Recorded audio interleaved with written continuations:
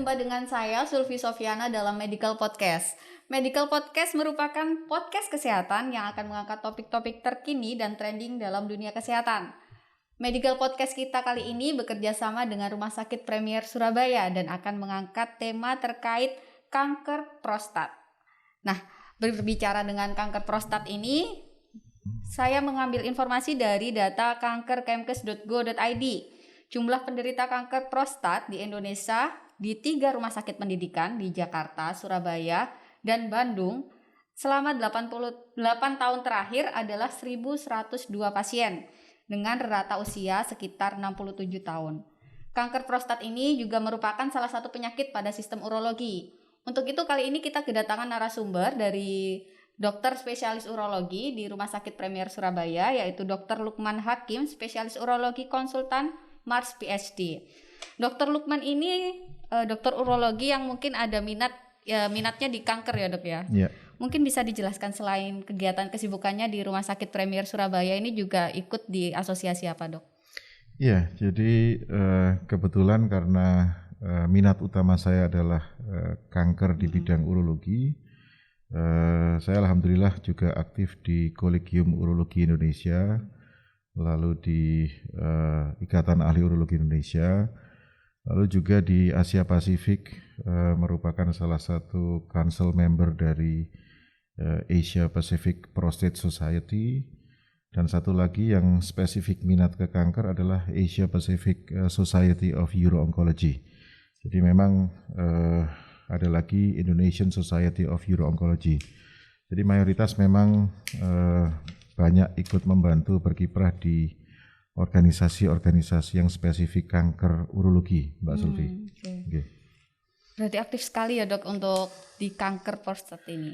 Iya begitu, ya begitulah. Untuk prostat sendiri kan adalah kelenjar kecil yang di bagian kandung kemih nih dok. Ya. Okay. Kalau untuk prevalensi penyakitnya kanker prostat ini seperti apa di Indonesia? Iya, menarik sekali. Jadi yang pertama sekalian ini saya jelaskan pada kita semua bahwa yang punya organ prostat hanya pria. Oh, hanya pria, alhamdulillah. Ya, jadi Mbak Sulfi enggak punya, enggak usah khawatir siap. ya. Okay. Kecuali kalau ada kelainan bawaan, nah itu enggak tahu lagi ya. Okay. Jadi hanya pria. Nah, kelenjar prostat ini sebetulnya dalam ilmu urologi itu bagian dari sistem reproduksi pria. Nah, kenapa dia bisa menjadi bagian dari sistem reproduksi? Jadi kalau orang pria itu kalau sudah menikah dan ingin punya anak, lalu berhubungan dengan istrinya, itu berhubungan seksual maksud saya, lalu saat ejakulasi, saat orgasme, maka cairan yang keluar itu disebut ejakulat. Ya. Ejakulat itu terdiri dari 3 komponen. 1, sperma. Sperma itu adalah diproduksi oleh testis. Lalu yang kedua adalah cairan prostat. Yang ketiga adalah cairan vesikula seminalis. Jadi dalam ejakulat tadi itu yang keluar pada saat orgasme, pada saat ejakulasi, itu kalau salah satu unsur ini tidak terpenuhi, maka kualitas ejakulat itu akan jelek. Nah, di sini kualitas ejakulat jelek ini gimana? Nah, artinya apa? Artinya sulit untuk bisa menghamili istrinya. Oke. Kenapa ini perlu saya jelaskan? Supaya kita semua sama-sama paham bahwa bukan hanya sperma yang penting, tetapi cairan prostat juga penting. Cairan vesikula seminalis penting. Karena topik kita hari ini adalah kanker prostat, nah ini harus saya kasih pendahuluan seperti itu. Prostat termasuk organ penting bagi reproduksi pria. Nah sekarang kembali ke kanker prostat. Kanker prostat itu kita boleh berbahagia karena di Asia pada khususnya, itu angka kejadian kanker prostat itu rendah sekali dibanding negara-negara barat. Oke. Nah, berapa besar angka kejadiannya? Ya, kira-kira kalau di Asia itu 1 digit sampai dengan 2 digit ya, laki-laki per 100.000 dalam populasi.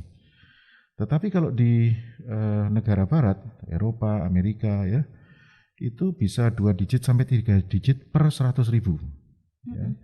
Jadi ini menunjukkan bahwa perbedaan, ada gap ya, perbedaan angka kejadian itu lebar sekali antara negara-negara terutama orang-orang berkulit putih dibanding negara-negara Asia. Tetapi yang kedua yang perlu saya garis bawahi juga, ada data lain di Asia Ini data baru saja dipublikasikan ilmiah ya. Dalam 5 tahun terakhir, kalau saya tidak salah datanya itu sampai dengan tahun 2016 atau 17, jadi 5 tahun sebelum itu ditemukan ada peningkatan sebesar 12% dari kejadian kanker prostat di Asia. Pesan yang penting apa untuk masyarakat adalah yang pertama, memang angka kejadian kanker prostat di Asia rendah dibandingkan di negara barat, tetapi ada peningkatan dalam beberapa tahun terakhir. Nah, itu message yang penting saya sampaikan. Tapi ada penyebabnya nggak, Dok? Iya, faktornya saya rasa gitu. Apa ukurannya yang berbeda atau makanannya atau tidak, bagaimana? Itu bagus sekali. Jadi gini, apa saja faktor resiko dari terjadinya kanker prostat? Yang pertama, penuaan pada laki-laki itu salah satu faktor resiko. Maksudnya begini, laki-laki yang usianya 30 tahun dibanding dengan usianya 75 tahun, itu resiko mendapatkan kanker prostat lebih tinggi. Resiko ya saya bilang, belum tentu tapi resiko. Resiko mendapatkan kanker prostat lebih tinggi pada yang 75 tahun. Jadi pendek kata, semakin tua seorang pria, resiko untuk mendapatkan kanker prostat lebih tinggi. Yang kedua adalah diet makanan-makanan tertentu yang terlalu tinggi. Ada penelitian yang mengatakan diet tinggi lemak, diet tinggi kalsium, ya, itu juga meningkatkan angka kejadian kanker prostat. Yang ketiga, yang terbaru adalah malah kadar vitamin E yang terlalu tinggi atau berlebihan, itu diduga juga merupakan salah satu faktor resiko kejadian kanker prostat. Yang terakhir itu adalah merokok. Ya, merokok ini baru-baru saja ada beberapa penelitian yang membuktikan ternyata merokok itu bukan hanya resiko untuk kanker paru, resiko untuk kanker ginjal, kanker kandung kencing, tapi juga kanker prostat. Nah, kenapa di Eropa atau di negara barat tinggi, di negara Indonesia, di negara Asia rendah? Karena orang barat sukanya atau makanan pokoknya adalah daging. Oke, itu tinggi protein kan, Dok? Ya betul, daging itu mengandung protein dan juga lemak. Oh, lemaknya itu. Satu lemaknya, yang kedua kadar kalsium pada daging itu juga tinggi. Nah, berarti bukan cuma susu ya gitu? Bukan. Jadi artinya begini, artinya orang Indonesia makan daging itu jarang-jarang. Ya, kalau saya berbicara bangsa Indonesia, bukan kita yang di kota besar seperti Surabaya ini, Mbak Sulfi. Ya, bangsa Indonesia itu yang mayoritas adalah mereka yang, mohon maaf, tinggalnya di daerah-daerah perifer, yang tiap hari makannya kulup gitu ya. Nah, itu yang disebut dengan bangsa Indonesia. Nah, justru kulup itu menyelamatkan kita dari kanker prostat. Nah, karena hubungannya saluran kencing, seratnya tinggi tadi ya, Dok ya. Benar. Nah, negara barat dagingnya setiap hari dia. Ya, justru itu yang meningkatkan resiko di negara barat terjadinya kanker prostat lebih tinggi daripada kita. Jadi 4 hal faktor risiko penting yang perlu kita ketahui untuk ada terjadinya. Hubungannya sama banyaknya intensitas berhubungan gitu atau kurang berhubungan gitu? Ya, ini pertanyaan menarik sekali. Saya sering mendapatkan pertanyaan ini dari pasien-pasien.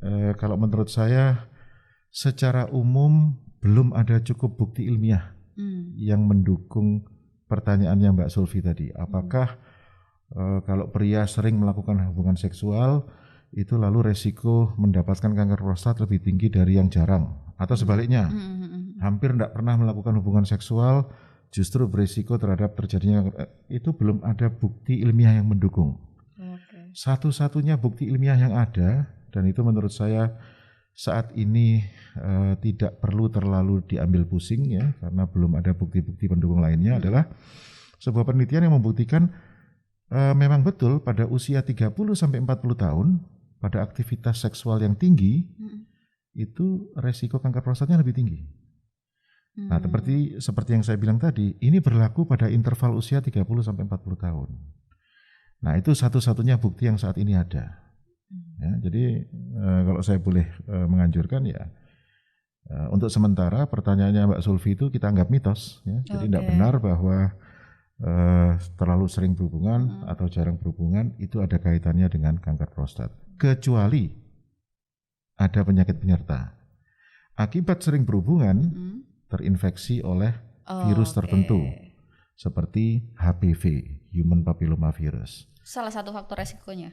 Ya, sexual transmitted disease, ya, penyakit-penyakit menular seksual. Nah itu resikonya dari situ, bukan karena frekuensi berhubungannya, tapi karena berpindah-pindah pasangannya. Ya, apalagi kalau lebih dari, apalagi kalau dengan banyak pasangan, resikonya lebih ke arah sana. Ada jenisnya untuk kanker ini. Itu berarti di kelenjar itu tumbuh daging berarti dok? Ya, di dalamnya. Jadi begini, namanya saja kelenjar prostat. Okay. Kelenjar itu terdiri dari sel, bagian terkecil ya, itu namanya sel. Nah, pada semua kanker terjadi pertumbuhan sel yang tidak terkendali.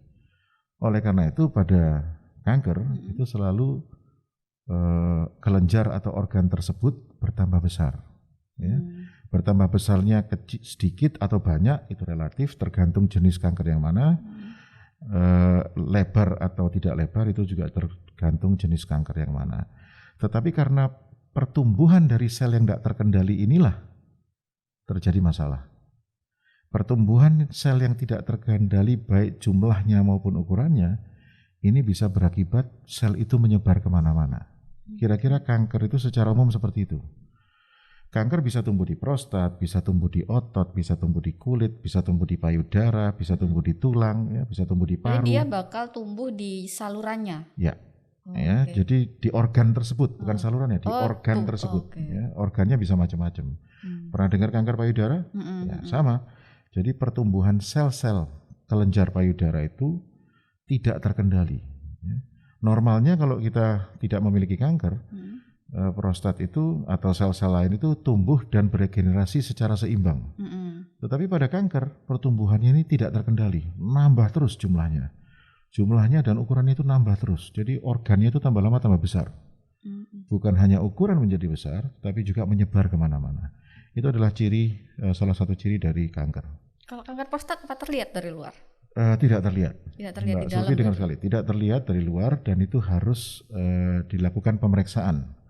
Ada cara yang paling sederhana bagi ahli urologi yaitu melakukan colok dubur. Ya. Jadi jarinya dokter, dari dubur dok? Ya. Ya pakai sarung tangan, Mbak Sulfi ya, lega soal sing gelem ya kan. Barangkali dari depan kan, kalau kateter kan bisa dari depan, itu berarti lebih dekat dari dubur ya. Lebih mudah meraba prostat dari dubur. Jadi jari telunjuknya dokter pasang sarung tangan dulu tentunya, pakai jeli pelumas ya, dimasukkan pelan-pelan untuk meraba. Nah, ahli urologi akan tahu bedanya antara kelenjar prostat yang normal dan kelenjar prostat yang dicurigai sebagai kanker. Itu yang pertama.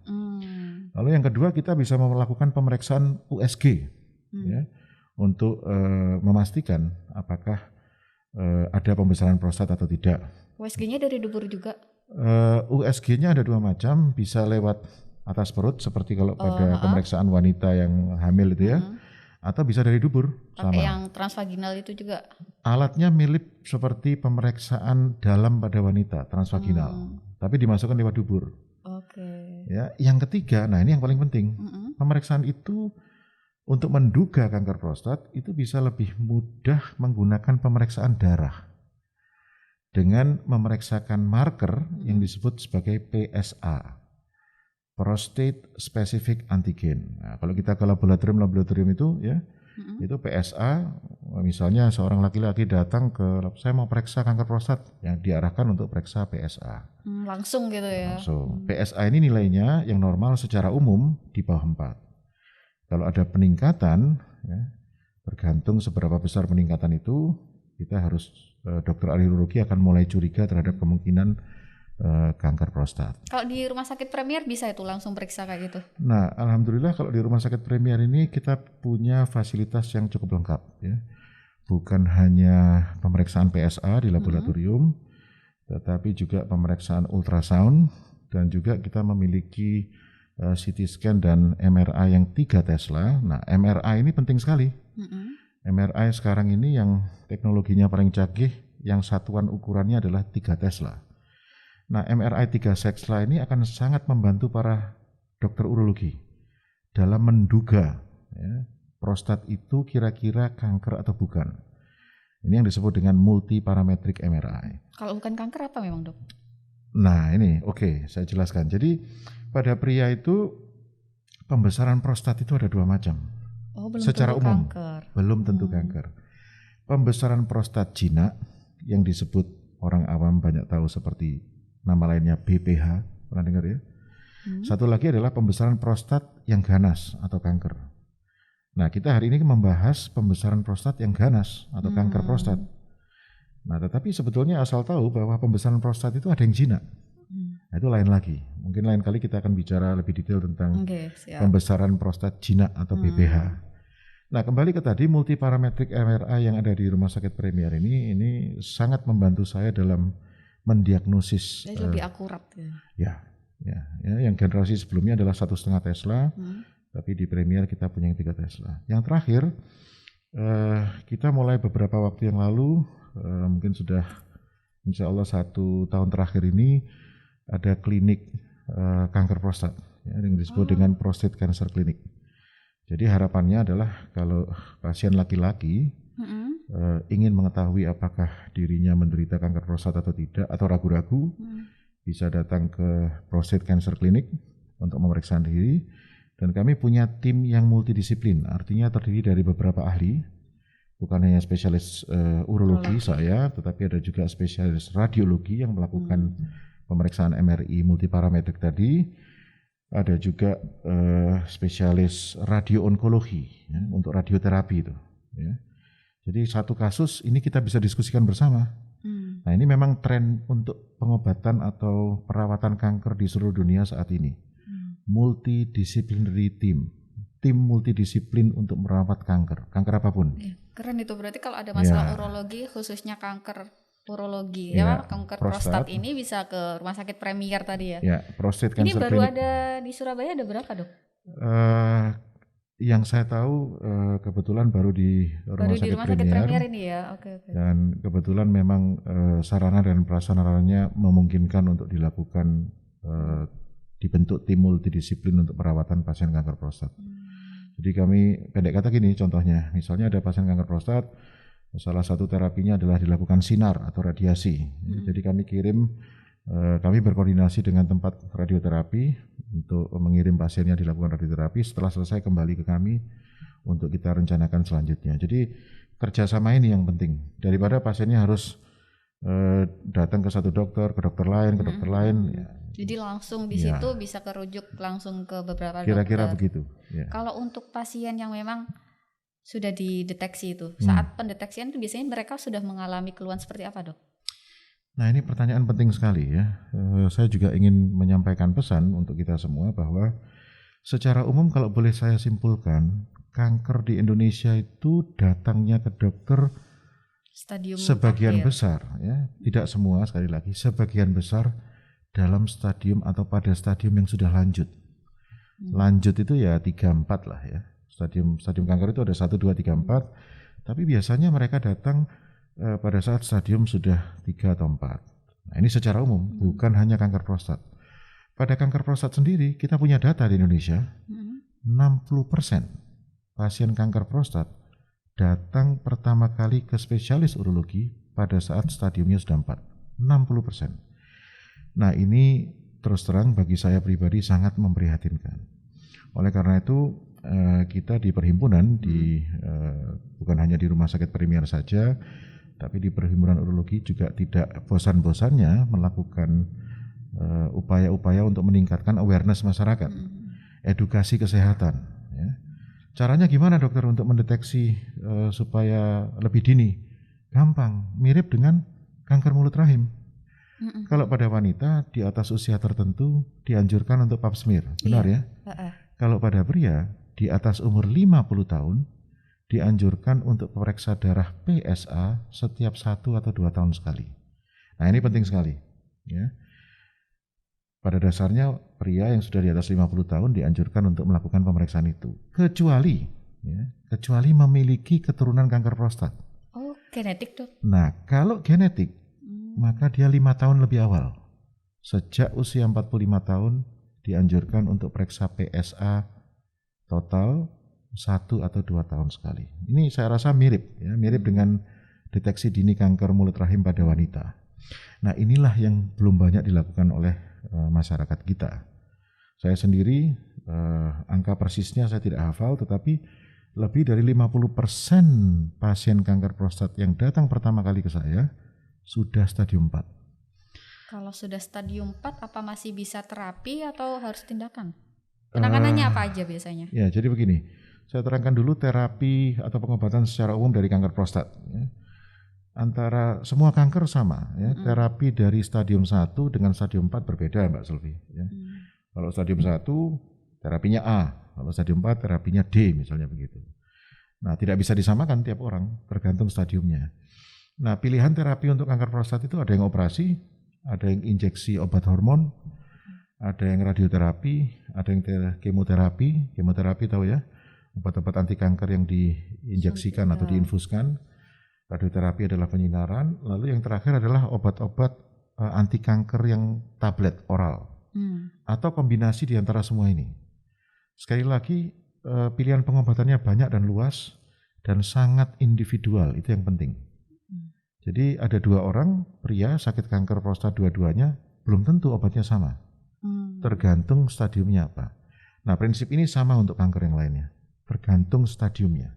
Oke, jadi deteksinya harus lewat tes tadi ya dok ya? PSA. Ya. Itu bisa di mana dok kira-kira? Saya rasa di Surabaya ini sudah banyak sekali laboratorium yang bisa melaksanakan. Kami di Premier juga punya fasilitas lengkap untuk pemeriksaan itu, bukan hanya PSA tetapi fragmen-fragmen lain yang berhubungan sama PSA. Kita juga bisa melakukan. Setelah itu nanti baru ada, setelah terdeteksi penanganannya ada mulai dari terapi obat dan lain-lain sampai tindakan bedah ya. Betul.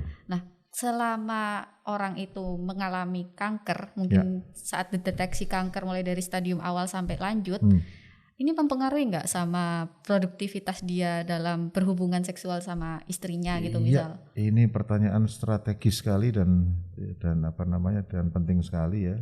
Saya juga sering dapat pertanyaan ini. Begini, mungkin kalau karena kanker prostatnya sendiri tidak secara langsung mempengaruhi kejantanan ya pada pria atau fungsi dari ereksinya. Tetapi terapi dari kanker prostat itu yang memiliki efek samping membuat seseorang dapat menjadi disfungsi ereksi atau impoten. Oke. Tapi jadi, bisa sembuh setelah selesai pengobatan gitu? Iya, ini pertanyaannya Mbak Sulfi ini sulit-sulit ya, tapi tidak apa-apa. Ini pertanyaan yang sering. Saya penasaran. Nah, ini yang sering ada dalam masyarakat. Kalau saya ditanya, dok, penyakit saya bisa sembuh? Saya selalu, mohon maaf, menghindari kata-kata sembuh atau tidak sembuh. Tetapi yang saya selalu jawabkan adalah bisa Pak, terkendali. Dan itu artinya agak berbeda dengan sembuh atau tidak sembuh. Kalau sembuh itu kan misalnya kita sakit flu, ya. Sembuh, sakit flu, kasih gitu. Obat, makan baik, ya istirahat di rumah seminggu, ya, baik sembuh. Sakit tipes, opname, dikasih antibiotik 1 minggu, 10 hari sembuh. Kalau kanker tidak bisa.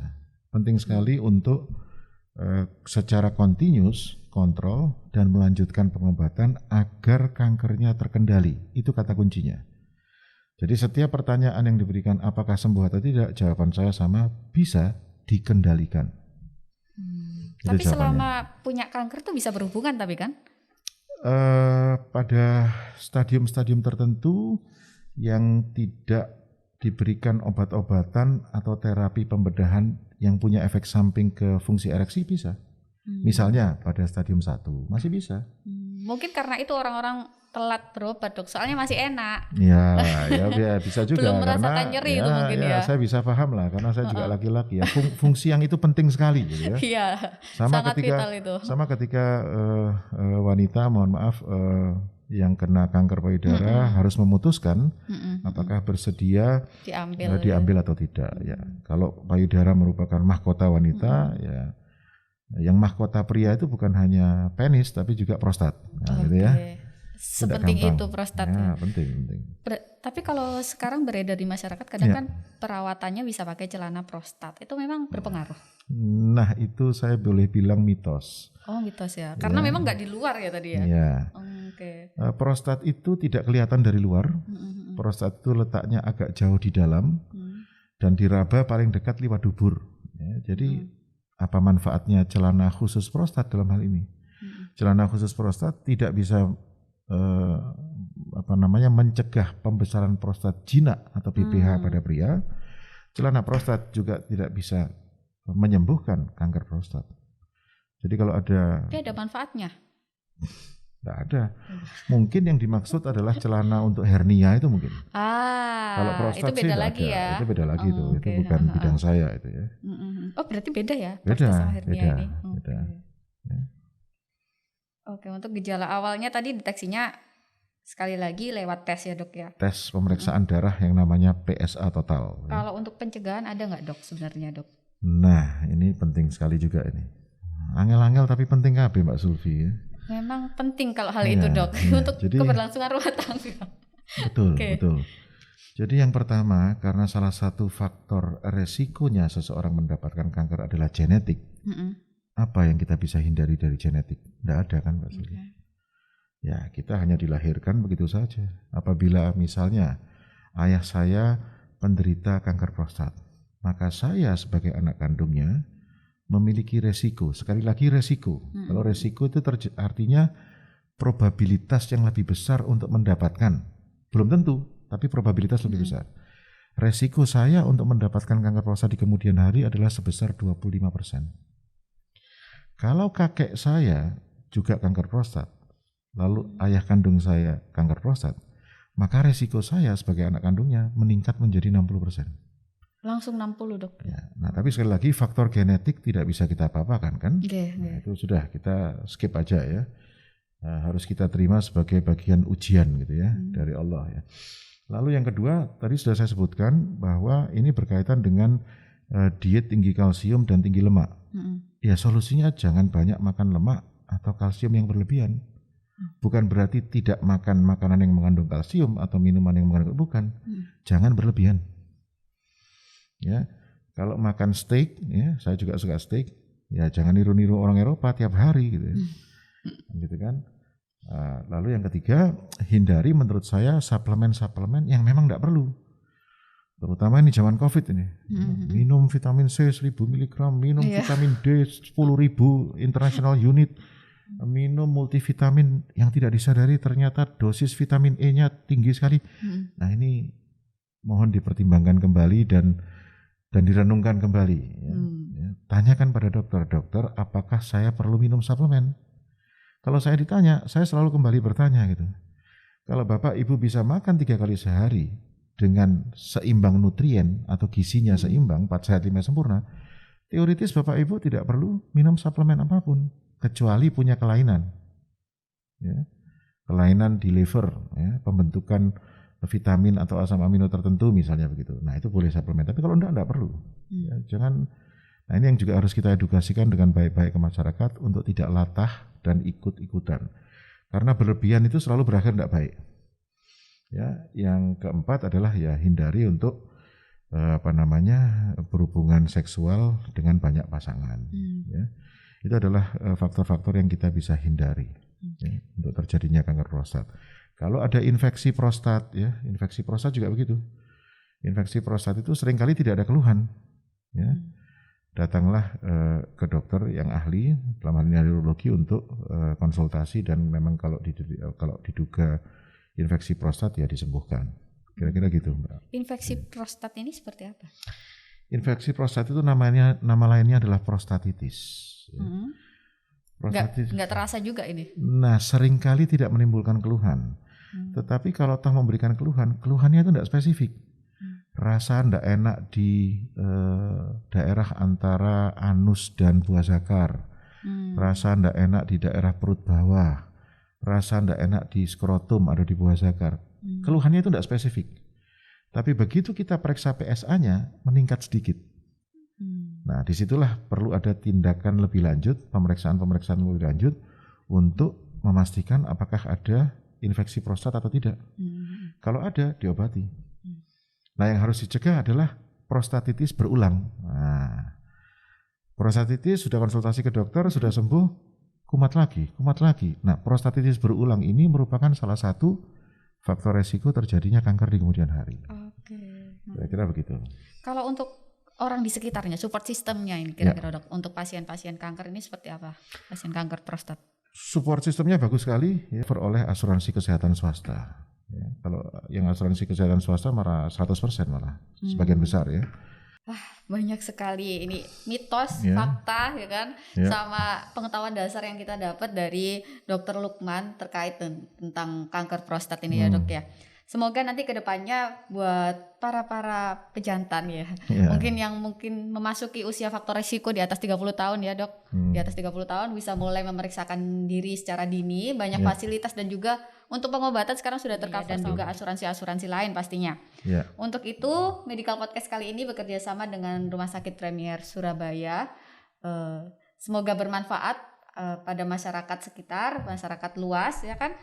Dan semoga akan meningkatkan pencegahan tentang kanker prostat ini. Sekali lagi terima kasih Dr. Lukman, terima kasih Rumah Sakit Premier Surabaya atas supportnya. Sampai jumpa lagi Tribuners pada Medical Podcast selanjutnya. Terima kasih.